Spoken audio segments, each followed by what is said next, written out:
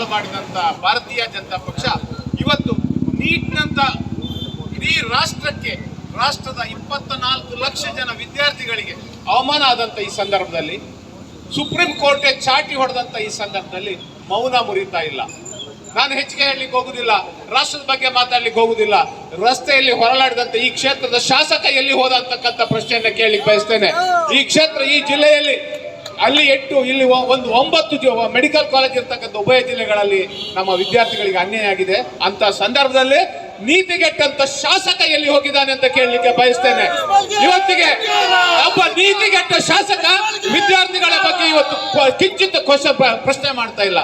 ಹಾಗೆ ನಮ್ಮ ಲೋಕಸಭಾ ಸದಸ್ಯರು ಅವರಾಗ್ಲೇ ಹೇಳಿದಾಗೆ ಕೋಟಾ ಶ್ರೀನಿವಾಸ ಪೂಜಾರು ಎಲ್ಲಿ ಹೋಗಿದ್ದಾರೆ? ಪಾರ್ಲಿಮೆಂಟ್ ಅಲ್ಲಿ ಈ ವಿಷಯವನ್ನು ಎತ್ತಬೇಕಂತ ಕೋಟಿ ಶ್ರೀನಿವಾಸ ಪೂಜಾರೇ ತಾವೆಲ್ಲಿದ್ದೀರಿ? ಇವತ್ತು ನಮ್ಮ ಜಿಲ್ಲೆಯ ಮಕ್ಕಳಿಗಾದಂತ ಅನ್ಯಾಯದ ಬಗ್ಗೆ ತಮ್ಮ ನಿಲುವೇನು ಅಂತಕ್ಕಂಥನ್ನು ಇವತ್ತು ಅವ್ರು ಹೇಳಬೇಕಾದಂತ ಪರಿಸ್ಥಿತಿ ಬಂದಿದೆ. ಇಂಥ ಭ್ರಷ್ಟ ಬಿಜೆಪಿ ಸರ್ಕಾರ ಬಹುಶಃ ಇದಕ್ಕಿಂತ ಬಂಡತನ ಇನ್ನೊಂದು ಇರ್ಲಿಕ್ಕಿಲ್ಲ ಅಂತ ಹೇಳಲಿಕ್ಕೆ ಬಯಸ್ತೇನೆ. ಯಾಕಂದ್ರೆ ಸುಪ್ರೀಂ ಕೋರ್ಟ್ ಇವತ್ತು ಚಾಟಿ ಹೊಡೆದಿದೆ ನಿಕೃಷ್ಟ ಶಬ್ದಗಳಲ್ಲಿ. ಬಹುಶಃ ಇದಕ್ಕಿಂತ ಕೆಟ್ಟ ಶಬ್ದಗಳನ್ನ ಕೋರ್ಟ್ ಉಪಯೋಗ ಮಾಡ್ಲಿಕ್ಕೆ ಸಾಧ್ಯ. ಅಂತ ನಿಕೃಷ್ಟ ಶಬ್ದಗಳಲ್ಲಿ ಸರ್ಕಾರವನ್ನ ತರಾಟೆಗೆ ತೆಗೆದುಕೊಂಡದ್ದಾಗ್ಯೂ ಉಳಿದೆಲ್ಲಗಳನ್ನು ಬಿಟ್ಟುಬಿಡಿ, ಇವರೆಲ್ಲ ಭಾವನಾತ್ಮಕ ವಿಷಯಗಳನ್ನ ಬಿಟ್ಟುಬಿಡಿ. ರಾಮ ಮಂದಿರ ಆಯ್ತು, ಇನ್ನೊಂದು ಮಂದಿರ ಆಯ್ತು, ಭಾವನಾತ್ಮಕವಾಯ್ತು.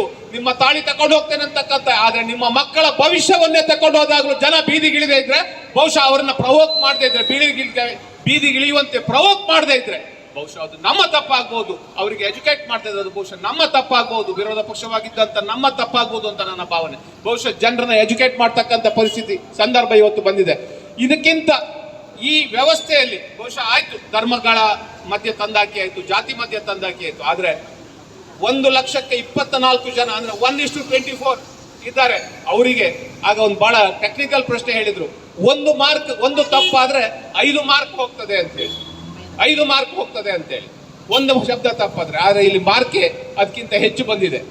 ಬಹುಶಃ ಮೆಷಿನ್ಗಳಲ್ಲಿ ಟ್ಯಾಂಪರಿಂಗ್ ಆಯ್ತು, ಬಹುಶಃ ಈಗ ವಿದ್ಯಾರ್ಥಿಗಳ ಭವಿಷ್ಯದಲ್ಲೂ ಟ್ಯಾಂಪರಿಂಗ್ ಮಾಡ್ತಕ್ಕಂಥ ಇಂಥ ಬಿಜೆಪಿ ಸರ್ಕಾರವನ್ನ ಇನ್ನೂ ನಾವು ಸಹಿಸಿಕೊಳ್ಬೇಕೆ ಅಂತ. ಪ್ರಾರಂಭದಲ್ಲೇ ಈ ಮಟ್ಟ ಆದ್ರೆ ಇನ್ನು ಮುಂದಿನ 5 ವರ್ಷಗಳ ಈ ರಾಷ್ಟ್ರದ ಜನರ ಪರಿಸ್ಥಿತಿ ಏನು ಅಂತಕ್ಕಂಥ ತಾವು ಆಲೋಚನೆ ಮಾಡಬೇಕಾಗುತ್ತೆ. ಆದ್ರಿಂದ ಬಂಧುಗಳೇ, ನಮ್ಮ ಕೆಲಸ ನಾವು ಇವತ್ತು ಬಹುಶಃ ನಾವು ಬಹಳ ಸ್ಪಷ್ಟವಾಗಿದ್ದೇವೆ. ನಮ್ಮ ನಿಲುವು, ನಮ್ಮ ಗುರಿ ಎರಡೂ ಸ್ಪಷ್ಟವಾಗಿದೆ. ನಾವು ಜನರನ್ನ ಅಂದ್ರೆ ಬರೇ ವಿದ್ಯಾರ್ಥಿಗಳನ್ನ ಮತ್ತು ವಿದ್ಯಾರ್ಥಿಗಳ ಮನೆಯವರನ್ನ ಅಂತ ಎನ್ಸ್ಕೊಳ್ಬೇಡಿ, ಇಡೀ ಸಮಾಜವನ್ನ ಎಚ್ಚರಿಸ್ತಕ್ಕಂಥ ಕೆಲಸವನ್ನು ನಾವು ಮಾಡಬೇಕಾಗುತ್ತೆ, ಮಾಡ್ತೇವೆ. ನಮ್ಮ ವಿದ್ಯಾರ್ಥಿ ಸಂಘಟನೆಗಳ ಮುಖಾಂತರ ಮುಂದಿನ ದಿನಗಳಲ್ಲಿ ನ್ಯಾಯ ದೊರಕದೇ ಇದ್ದಲ್ಲಿ, ವಿದ್ಯಾರ್ಥಿಗಳಿಗೆ ನ್ಯಾಯ ದೊರಕದೇ ಇದ್ದಲ್ಲಿ ನಮ್ಮ ವಿದ್ಯಾರ್ಥಿ ಸಂಘಟನೆಗಳು, ಯುವ ಸಂಘಟನೆಗಳ ಮುಖಾಂತರ ನಾವು ಬೀದಿಗಿಳಿತಕ್ಕಂಥ ಕೆಲಸವನ್ನು ಮಾಡ್ತೇವೆ ಅಂತ ಹೇಳ್ತಾ ಈ ಭ್ರಷ್ಟ ಸರ್ಕಾರಕ್ಕೆ ಸರ್ವರಿಂದಲೂ ಧಿಕ್ಕಾರ ಇರಲಿ ಅಂತಕ್ಕಂಥ ಕ್ವೆಶ್ಚನ್ ಕೇಳ್ತೇನೆ.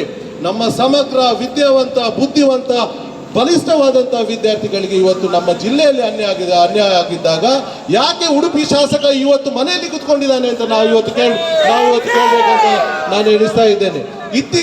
ಇತ್ತೀಚೆಗೆ ನಾವು ಚುನಾಯಿತರಾದ ಲೋಕಸಭಾ ಸದಸ್ಯರಾದ ನಮ್ಮ ಶ್ರೀನಿವಾಸ ಪೂಜಾರಿ ಅವರು ನಾವು ಹೇಳ್ತಾರೆ, ನಾನು ಬರೇ ಬಡವ, ನನ್ನ ಹತ್ರ ಒಂದೇ ಅಂಗಿದೆ, ನಿಮ್ಮ ಬಡವ ಮಕ್ಕಳಿಗೆ ನಾನು ಇದ್ದೇನೆ ಅಂತ ಚುನಾವಣೆ ಟೈಮಲ್ಲಿ ಕೊಟ್ಟು ಶ್ರೀನಿವಾಸ ಪೂಜಾರಿ ಅವರು ಇವತ್ತು ಎಲ್ಲಿದ್ದಾರೆ ಅಂತ ನಾನಿವತ್ತು ಕೇಳಲಿಕ್ಕೆ ಬಯಸ್ತಾ ಇದ್ದೇನೆ.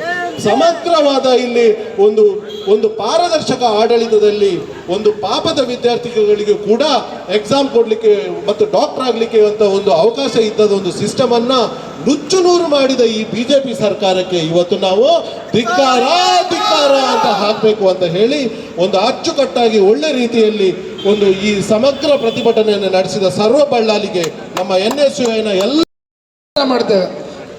ನಾನು ಕೊನೆಯದಾಗಿ ವಿದ್ಯಾರ್ಥಿಗಳ ಎಲ್ಲ ಸಮಸ್ಯೆಗೆ ನಮ್ಮ ಸಂಘಟನೆ ಯಾವತ್ತಿಗೂ ಹೋರಾಟಕ್ಕಿದೆ. ಅದರ ಅಧ್ಯಕ್ಷನಾಗಿ ನಾನು ಸೌರಭ್ ಬಳ್ಳಾರಿ ಯಾವತ್ತಿಗೂ ವಿದ್ಯಾರ್ಥಿಗಳೊಟ್ಟಿಗೆ ಇರ್ತೇನೆ. ನಮ್ಮ ಇಡೀ ಸಮಿತಿ ವಿದ್ಯಾರ್ಥಿಗಳೊಟ್ಟಿಗೆ ಹೇಳ್ತಾ ಒಂದೆರಡು ಮಾತು